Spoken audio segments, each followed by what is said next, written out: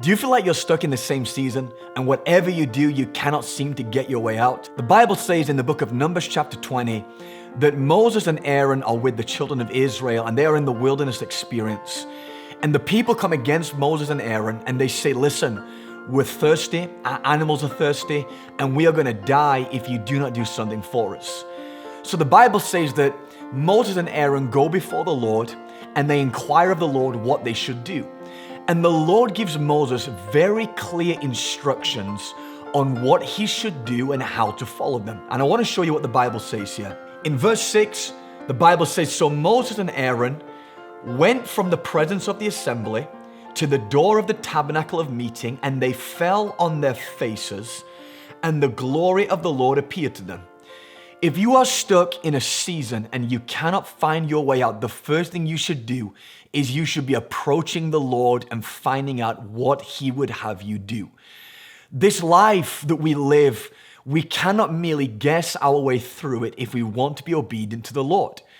Obedience, to summarize the word, is simply to follow instructions. And Jesus said that if you love me, you'll obey my commands.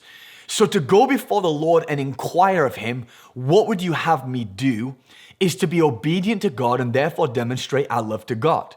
Now maybe you say, Jordan, well, God's not speaking to me. What should I do? I would tell you, do the last thing He told you to do. Be obedient with the words that He has given you, and until He tells you something new to do, be obedient with that which He's already spoken.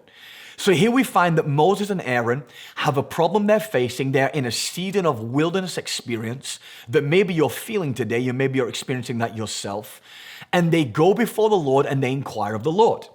The Bible then says in verse 7, then the Lord spoke to Moses, saying, take the rod, you and your brother Aaron, now listen very carefully, gather the congregation together, speak to the rock before their eyes, and it will yield its water. Thus you shall bring water for them out of the rock, give drink to the congregation and their animals. So Moses took the rod from before the Lord as he commanded him. So here we have Moses and Aaron.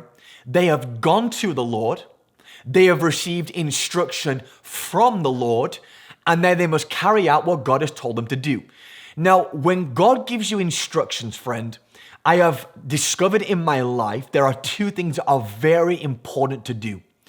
You must obey Him quickly, and you must obey Him accurately. If you do not obey the Lord quickly, you will begin to sit on that word for seasons in your life, and it will become inactive if you do not operate on what God has asked you to do. Many times when God speaks to you, He speaks in seasons. So a word will be for a season. Now, if the Lord tells you to do something, and then for 10 more years you do not use that word, it is possible you may miss a season that God wanted you to act in, and you did not act in that season. That leads us into a place of disobedience.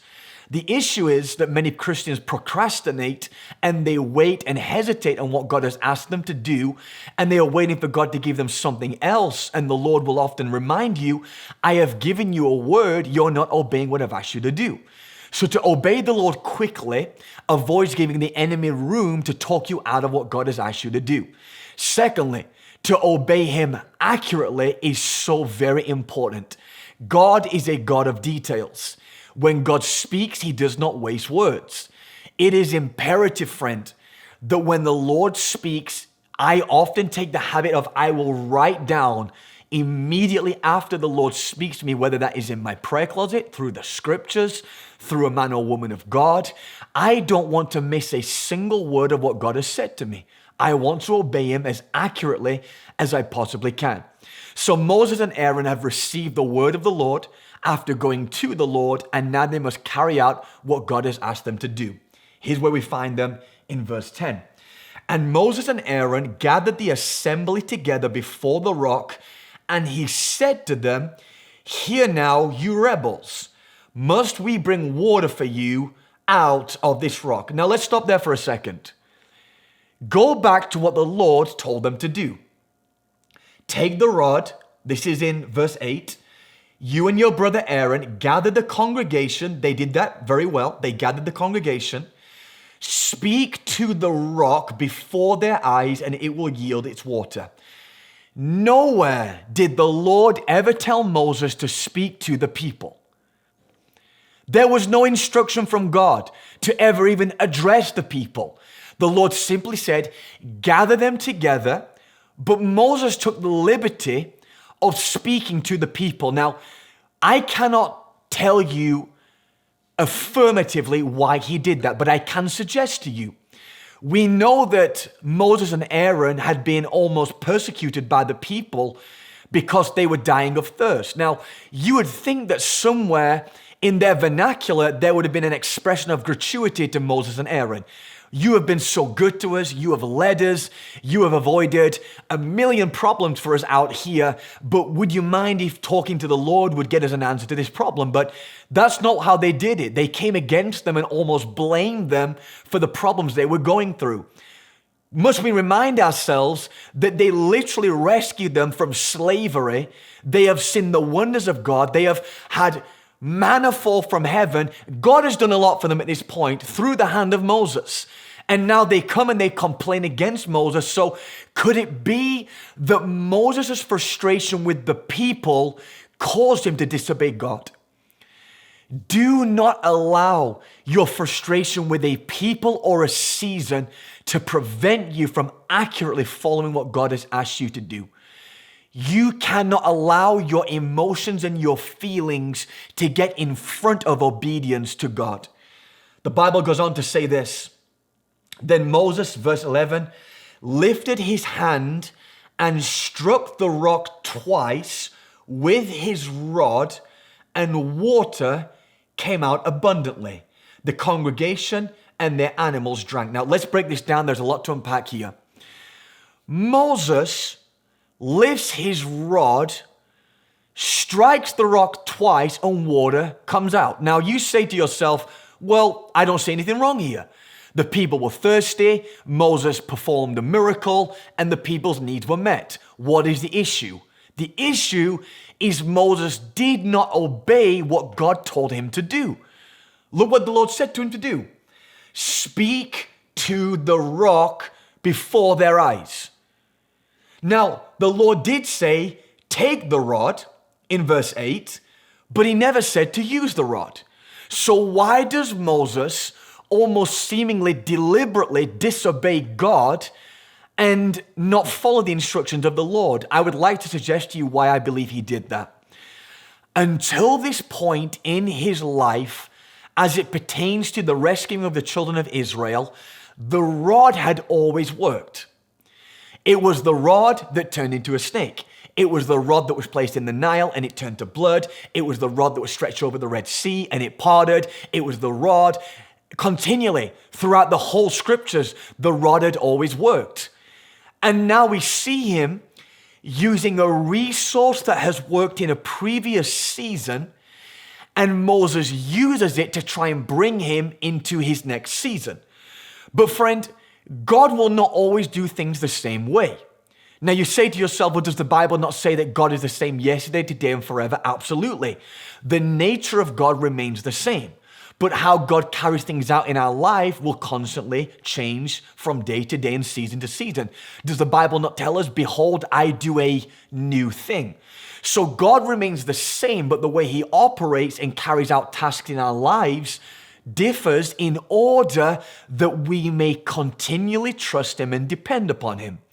So Moses depends more upon a rod that has brought him victory than the God who first told him to use the rod, therefore falling into disobedience. Now here is the great issue, friend. It would have actually been better if Moses struck the rock and water did not come out. Because to Moses, it almost affirmed the fact that I got it right, because I got my miracle. But friend, please hear my words right now. Getting your miracle in your life is important, but never at the cost of disobeying God. Maybe you are in a season where you need breakthrough. Breakthrough is wonderful, but it has to be done the Lord's way. If you get breakthrough, but you forfeit obedience, you have lost so much in your life. as we are obedient to God, He is able to trust us more. So this was not just about getting water. This was about, can you follow the instructions, Moses, that I gave to you? And what's the consequence? Verse 12 says this, then the Lord spoke to Moses and Aaron, because you did not believe me to hallow me, that means to honor, revere me, in the eyes of the children of Israel, therefore you shall not bring this assembly into the land which I have given them. What an incredible statement from God. Moses has faithfully labored for years. He has stood before Pharaoh, rescued them from Egypt, crossed an ocean, seen food come out the sky. They have seen pillars of fire protect them, a cloud by day, a fire by night. They have been protected from armies. Friend, we could go on. And yet in all of this, though Moses has labored for years because of one little mistake, God says, you're not going to enter the promised land. Everything you have worked for, Moses, I will now give to Joshua. Now you may think to yourself, this is harsh. Maybe so. But God wanted to know, I love that you're obedient with the big things, Moses. You're obedient with rescuing from Egypt. You're obedient with seeing the Red Sea parted. But if you cannot obey me in the little things, I cannot continue to trust you. Because you allowed one moment of frustration with people to overcome you, you disobeyed what I'd asked you to do. And so, friend, I would ask you today, if you are stuck in the same season, you need to find out, are you being obedient to what God has asked you to do? Do you know what God has asked you to do? Because when you do, you must follow Him swiftly and you must follow Him accurately. This is how we find ourselves moving from seasons to seasons with the grace of God to carry you into where He needs you to be.